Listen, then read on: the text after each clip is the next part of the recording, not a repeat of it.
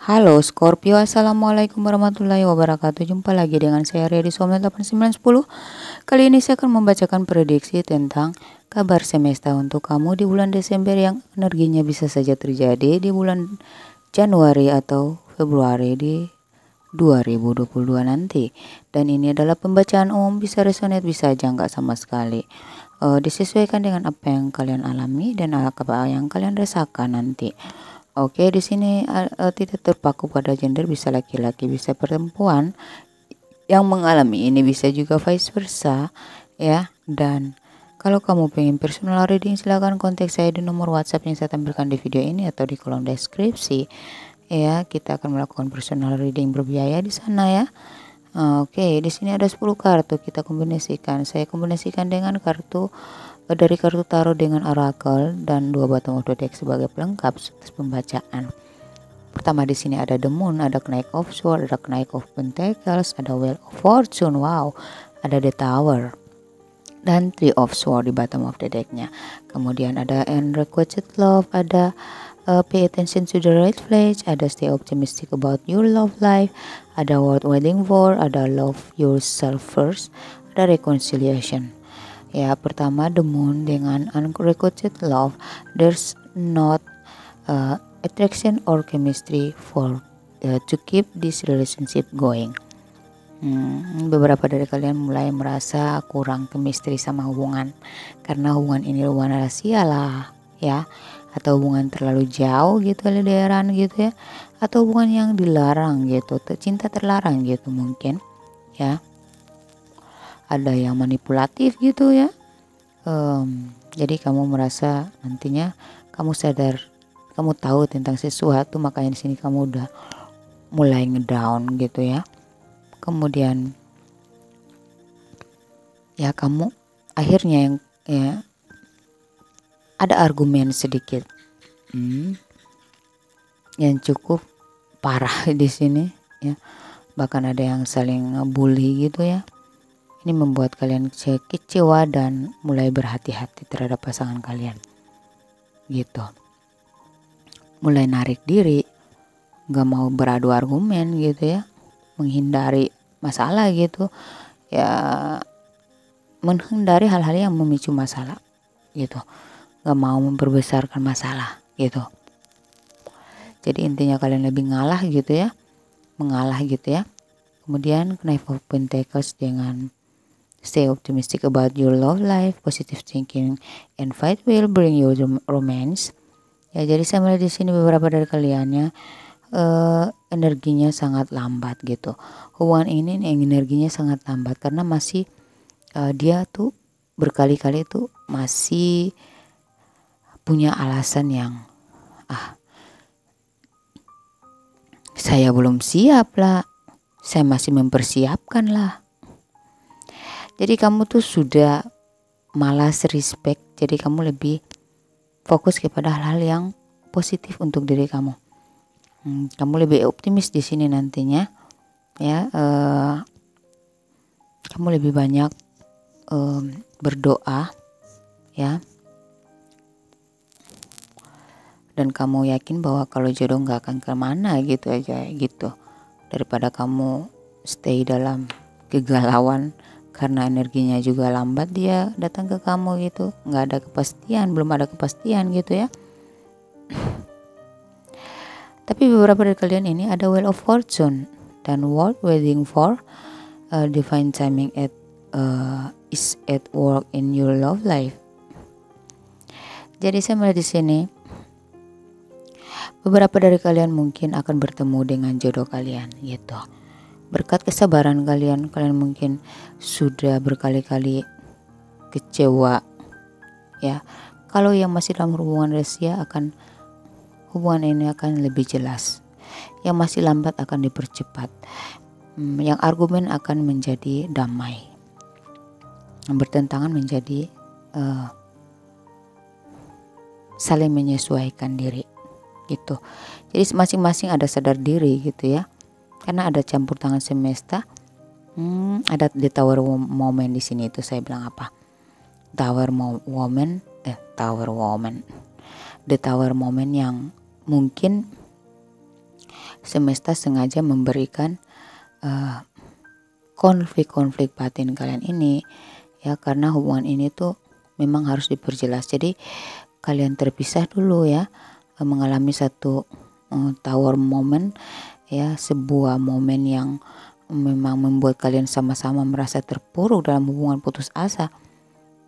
Tapi akhirnya karena kalian lebih beralih kepada hal yang positif, kalian lebih banyak mendekatkan diri kepada ilahi dan berdoa dan melakukan hal-hal terbaik untuk diri kalian. Akhirnya ya, diri kalian berarti tentang kalian dengan Tuhan ya. Melakukan kebaikan tentang diri kalian itu berarti berhubungan dengan Tuhan gitu. Jadi kalian sadar ya, kalian harus tahu bahwa melakukan hal terbaik itu untuk diri sendiri itu ya, kita harus kontak dengan Tuhan supaya kita tahu ya apa yang terbaik untuk kita. Kadang tuh kalau kita mengalami cinta buta atau kita terjebak dalam cinta rahasia, kita tuh berada di cinta buta. Jadi kita nggak bisa berpikir secara logis, secara logika. Tapi kalau kalian mengalihkan perhatian atau lebih mengalihkan diri kepada fokus kepada agama, kepada keimanan, ya kepada doa-doa, maka disitulah alam semesta akan membantu kalian. Jadi lebih baik alihkan diri kalian kepada hal-hal yang baik, yang bermanfaat, yang lebih ke amaliyah gitu. Karena disitulah akan Tuhan memperhatikan kalian atas keseriusan kalian dalam hubungan ini gitu. Jadi berdoa aja while waiting for ya, divine timing it is at work in your love life. Jadi biarkan ilahi yang memutuskan waktunya gitu ya, karena doa-doa kamu ini sudah didengarkan. Biarkan saja gitu ya. Kalau memang hubungannya sudah banyak stagnan, sudah banyak konflik, sudah kekacauan, sudah nggak ada chemistry, berdoa saja. Walaupun saat ini kalian benar-benar sangat terpuruk, tapi kalau kalian pingin bangkit lagi, ya kalian tetap optimis, ya otomatis kalian ada semangat untuk bangkit lagi. Apalagi kalau kalian optimisnya ke berpikir positif dan lebih lari ke keimanan dan ketakwaan, otomatis kan di situ Tuhan membantu kalian gitu untuk memberikan inspirasi yang menspirit kalian ya, mensupport kalian untuk bangkit lagi gitu ya. Jadi di sini kalian lebih mencintai diri kalian, ada love yourself first. Yourself respect make you more romantically attractive. Jadi kamu sendirilah yang membuat diri kamu bahagia. Kamu dengan doa-doa kamu dengan keoptimisan kamu lah, dengan kepercayaan diri kamu lah yang akan membahagiakan diri kamu, yang mendatangkan orang-orang yang membahagiakan diri kamu, yang ya dengan mencintai diri kamu ya, kamu akan mendapatkan keberuntungan dan keuntungan dan keberuntungan untuk diri kamu sendiri gitu.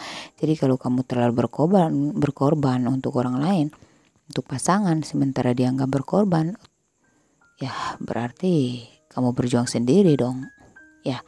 Tapi kalau kamu kembali mencintai diri kamu sendiri, kamu nggak mau sembarangan memilih pasangan, kamu mulai membuka pikiran kamu untuk lebih peduli kepada diri ya, berkorban demi orang lain itu tergantung ya. Terkadang ya sudahlah, oke lah kita melakukan kebaikan untuk orang lain demi orang yang kita sayang. Tapi kalau terlalu berlebihan, otomatis kan dia akan menganggap kita remeh gitu ya. Tapi kalau kamu cepat sadar ya, dan sadar bahwa hanya sayalah yang bisa membahagiakan diri saya, ngapain saya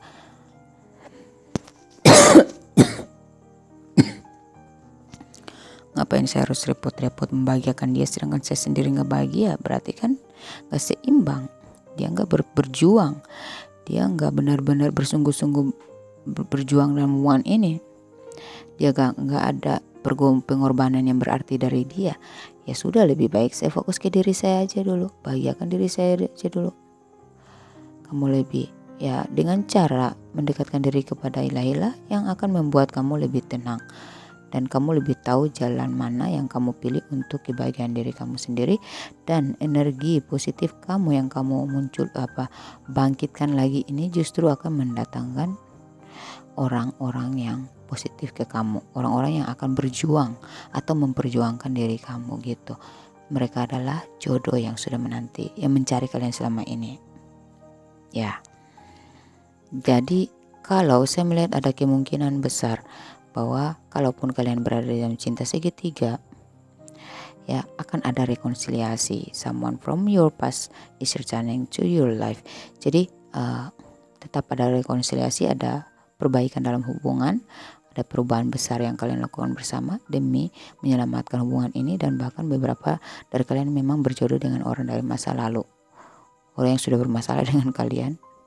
Karena itu hanyalah sebuah tabur momen yang menyadarkan kalian berdua bahwa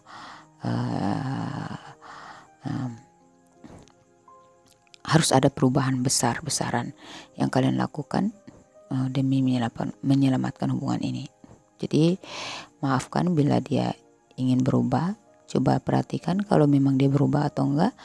Ya, kalau dia minta rekonsiliasi dan dia memang menunjukkan perubahan besar, berarti dialah jodoh kamu. Tapi kalau dia tetap lambat energinya, berarti kamu harus melepas dia untuk menemukan yang baru gitu.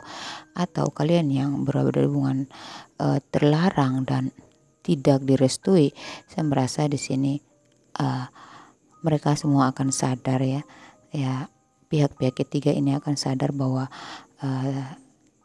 ya nggak boleh memaksa orang untuk tidak bersatu gitu.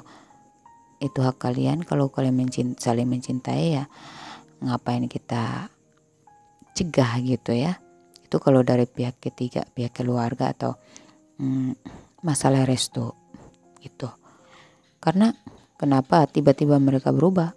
Karena kalian sudah berdoa, kalian sudah menunjukkan ketulusan kalian kepada ilahi, maka disitulah campur tangan ilahi bertindak gitu.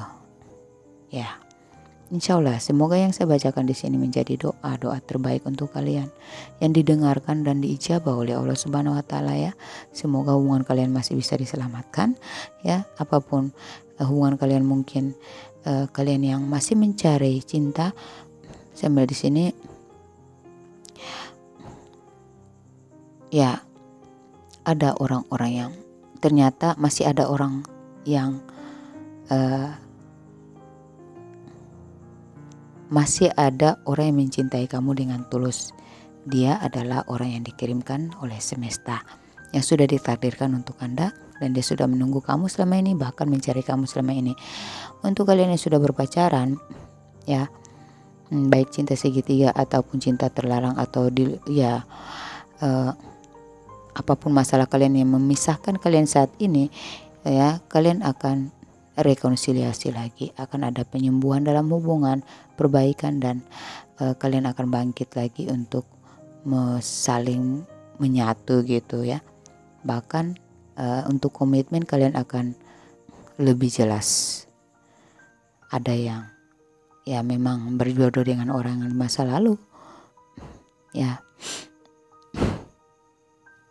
Dan kalau kalian yang sudah menikah,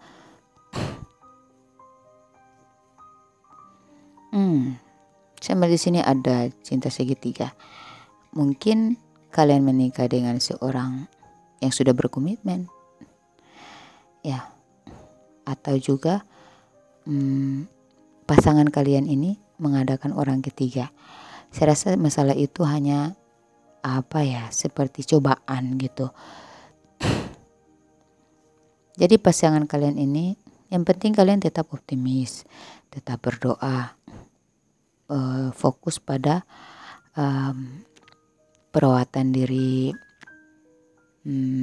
introspeksi, keimanan kalian, rajin baca Alkitab, rajin baca Al-Quran. Di situ, ya, ketenangan akan bertahta. kebahagiaan akan datang gitu. Rajin sholat, bersedekah, melakukan hal-hal baik aja, mengalihkan perhatian kamu, fokus kamu kepada hal-hal yang lebih bermanfaat gitu. Ya, jadi akhirnya nanti daripada kamu ngerocos ke sana ke sini, mengeluh ke sana ke sini, di keluarga, di curhat sana sini, itu kamu nggak bakalan dapat solusi karena kamu nggak tenang. Ya, lari ke sana nggak dapat, lari ke sini nggak dapat solusi. Intinya kembali kepada diri kamu. Ya, diri kamu berarti ya sudah. Intinya kalau kamu mau mengeluh mendingan kepada ilahi, itu kan berarti kamu sayang diri kamu. Karena kamu tahu bahwa yang bisa membantu saya hanya diri saya dan ilahi. Itu hanya ilahi. Ya, kalau saya disayang diri saya, berarti saya harus mendekatkan diri kepada ilahi supaya saya terbantu gitu. Saya tertolong gitu. Gitu. Jadi kalau kamu lebih mengarahkan pikiran kamu kepada hal positif, insya Allah ya, alam semesta pun mendukung kamu untuk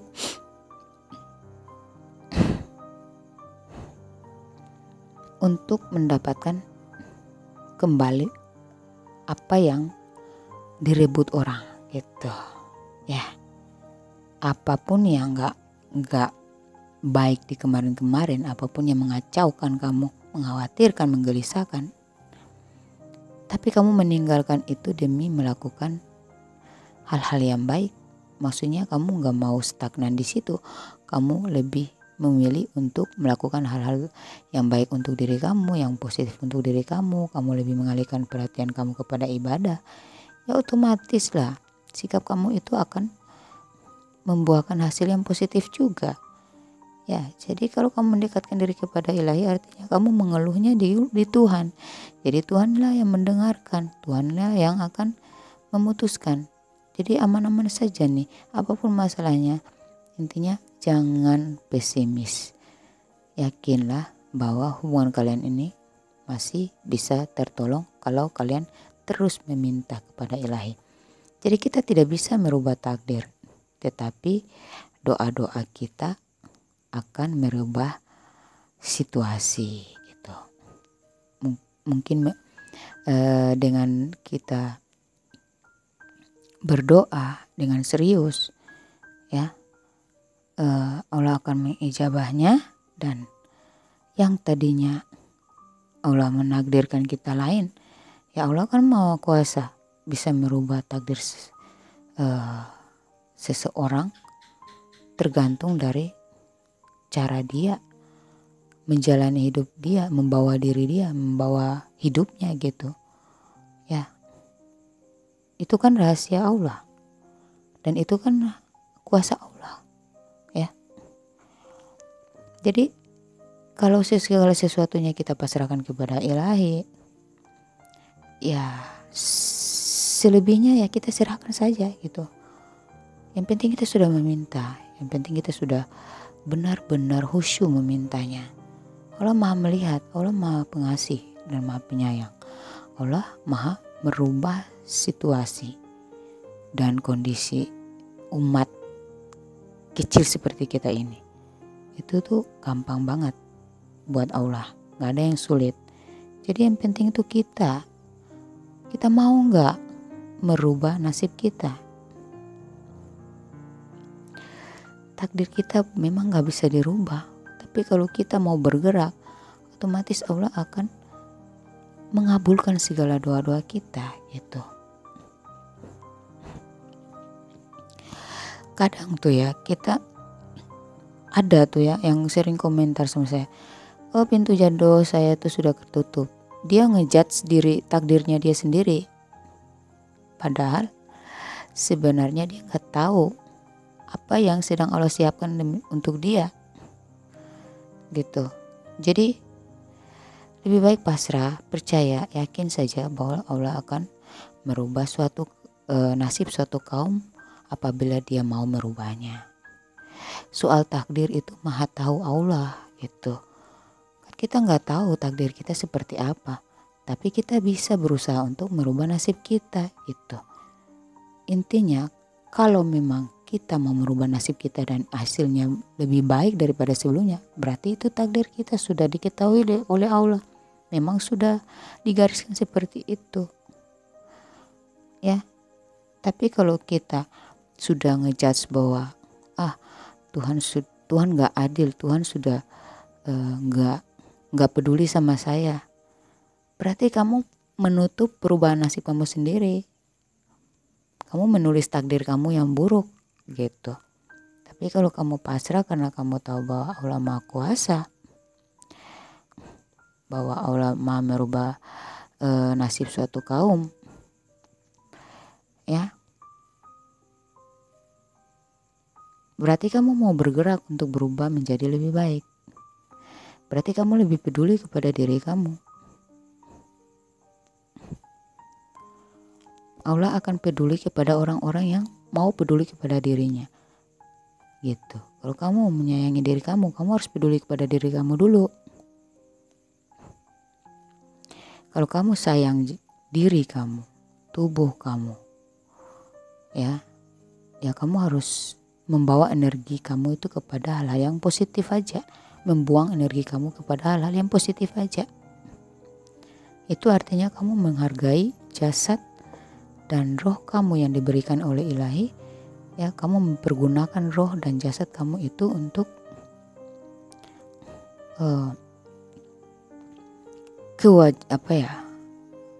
sewajibnya kamu memperlakukannya gitu. Karena kita tuh punya tanggung jawab terhadap diri, hati, rasa kita gitu.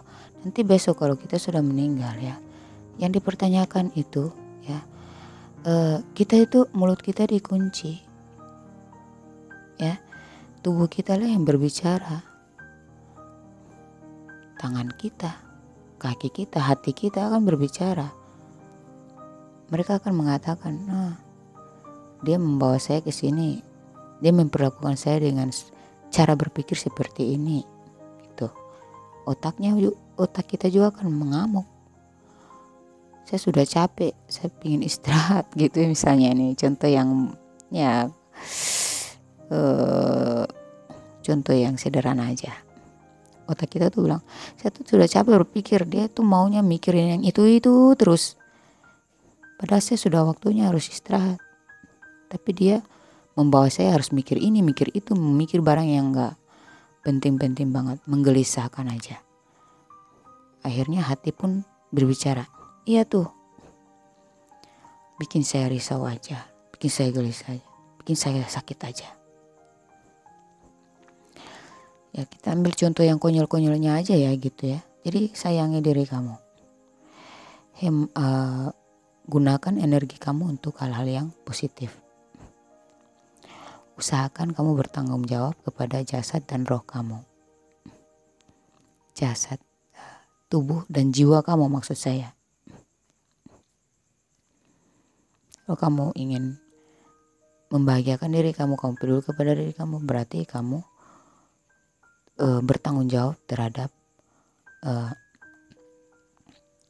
jasad dan jiwa kamu. Kamu menghargai pemberian Tuhan kepada kamu terkait dengan